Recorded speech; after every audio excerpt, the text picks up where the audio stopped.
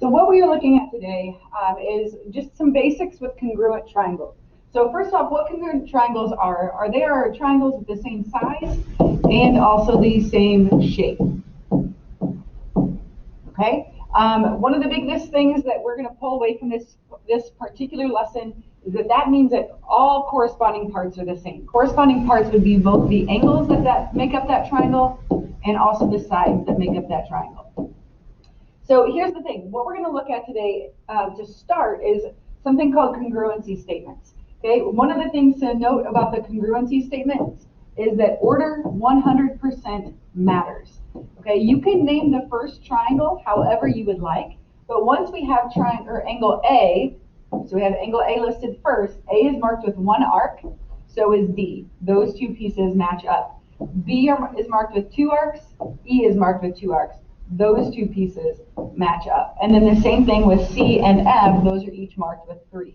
So notice a valid congruency statement must match. They must match all corresponding angles and sides. So again, 100% order matters. Just be careful how things are labeled and make sure that you pay attention to the order. One of the things that we are going to be using a lot further down the road is what's called CPCTC. It's just an acronym that stands for the corresponding parts, that's the P, parts of congruent triangles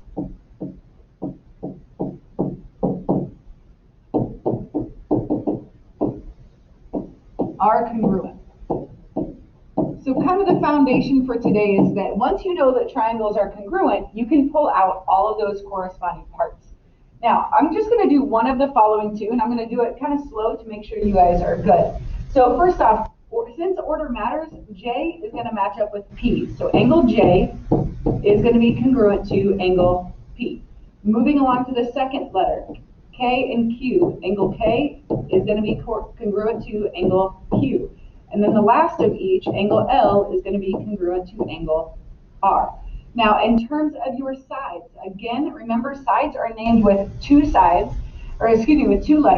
So if I have segment JK, please make sure we label. JK is listed first and second, so first and second would be PQ. Then we can go to the next pair of sides. We have KL, and again, that one is listed second and third. So then QR is also listed second and third. So that means those two pieces are going to be congruent. And then you have segment JL is going to be congruent to segment PR. So you have 3 pairs of angles, 3 pairs of sides if you have a valid congruency statement. Now, again, this part here, write another valid congruency statement. That's just saying do it in a different order. So let's say that I do a triangle LKJ. If I name it backwards, L is still going to correspond with R, K is still going to correspond with Q, and then we've got P for a final one. So there's a lot of different options for that last answer. The key is whatever you write, you have to match the corresponding parts in the second triangle. Okay, so let's use it now. Notice we have this valid congruency statement here given to us. That allows us, in this particular case, to not even need the picture. So for example, KM is the first and last letter, so that means it's going to correspond with segment AC, and you're done.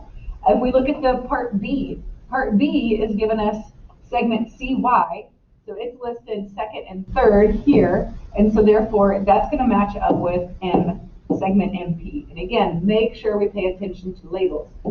PK matches up with YA, and then we go on to angle Y. Angle Y is in the middle, so is angle P. Angle K is listed first, so is angle A. Then we have angle ACY, so it goes A to C to Y, so first, third, and second. So angle KMP, and now we have 2 other triangle congruencies. So MPK is listed backwards, so triangle CYA, and then the last part, triangle YAC, so it goes middle to first to third, so middle to first to third is going to be triangle PKM. So again, just pay attention to the order. Make sure you label. Now, if you notice the next set of questions, all of a sudden these switch to equal signs. Okay, before we had congruent congruent signs. If those are congruent, we are using segments or angles. If we see these equal signs, that's telling us that we need numbers. So equals is going to tell us that we need number answers. Okay? So we're not just writing segments or angles here. We are actually finding out lengths. So again, what we're going to look at is use the information in our congruency statements to help us. So BN is the first and last, so is SW. So I'm going to look at my picture. SW is 9 centimeters, and that's our answer. If we look at the next piece, we have TW. So T to W is the second and third. It's going to be the same as F to N. So that's going to be 14 centimeters. The length from B to F. The length from B to F, that's the first and second. So it's going to match up with ST. So that's going to be 17 centimeters. And now we're going to switch to angle measures. So we've got angle W is the last angle. So is N. So if I look at my picture, I've got 82 degrees. Angle B is listed first, so is angle S, so that's going to be 67 degrees. And now here's the tricky part, and you have to be careful. F is going to match up with T, but T doesn't have an angle measure. So what we have to do is we need to recognize we already found this angle measure. And now we can use the idea that the angles add up to be 180.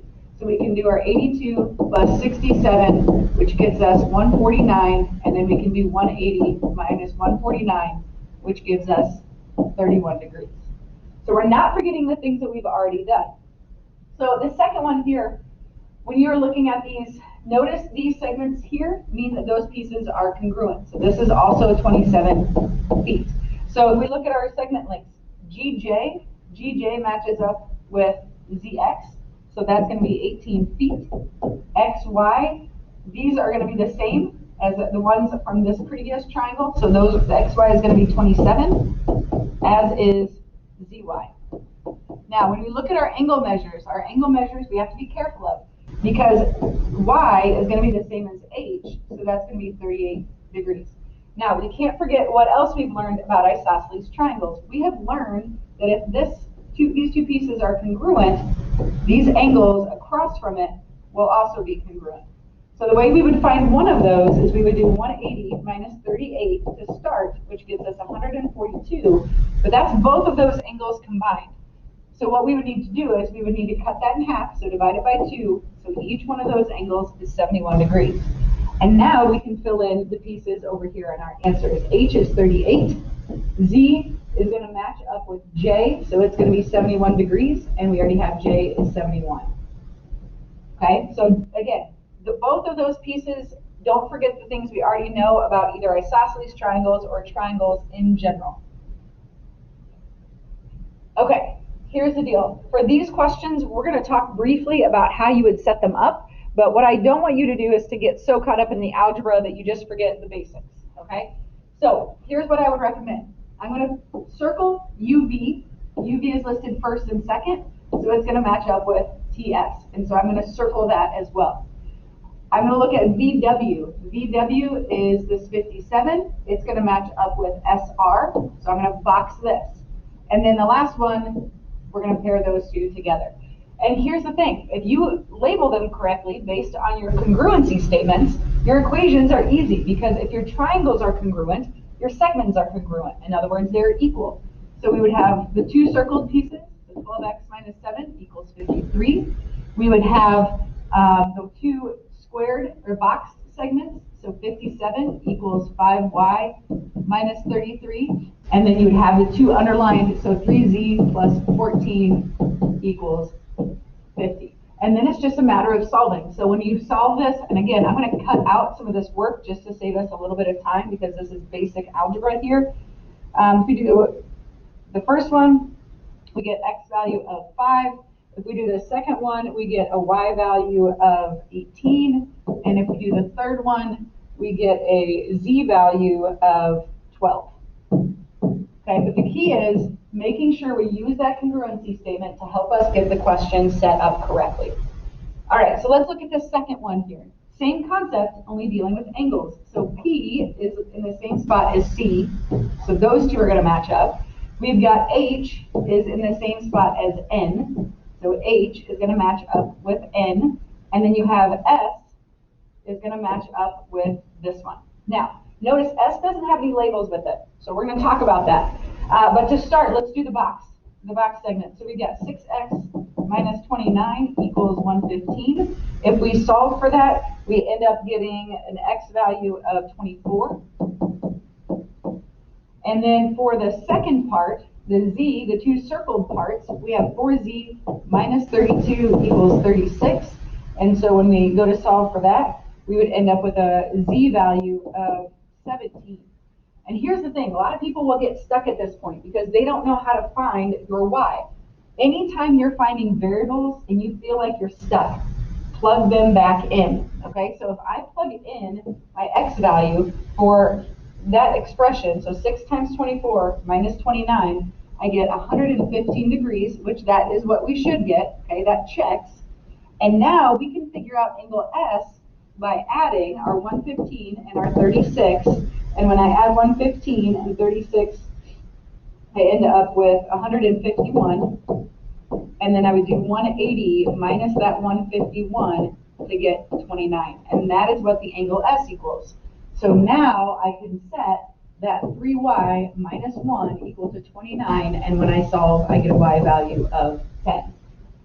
Okay, so again, don't get so caught up in your picture that you forget to use this congruency statement. This is huge, okay? Pay more attention to that than your picture.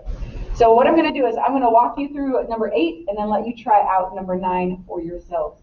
So if you look at number 8, all right, DE is listed first.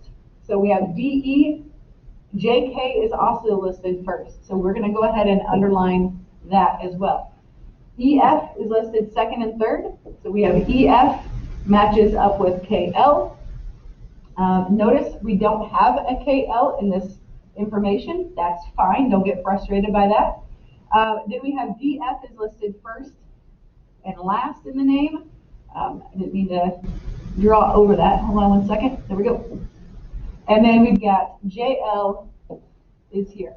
So now we can set up our pieces. So my two circled parts, we have 9x minus 23 equals 7x minus 11. So that gives us 2x equals 12, so our x equals 6. Then we can go ahead and use our two underlined portions. So 3y minus 21 equals 18. And when I move that 21 over, I get 39, so I get a y value of 13. Now, some people will get frustrated because they don't know what to do with this. Here's the thing, you don't have to do anything with this. You're already just trying to find x and y, which we did, okay? But again, notice we are using this congruency statement to help us get our problems set up. So at this point, what I'm going to ask you to do is try out number 9. It is a little bit of mixture of segments and angles, but if you have number 9, you've got this, okay? So as always, guys, ask questions if you need it. That's what I'm here for. Please make sure you speak up if you got them, though. Thanks.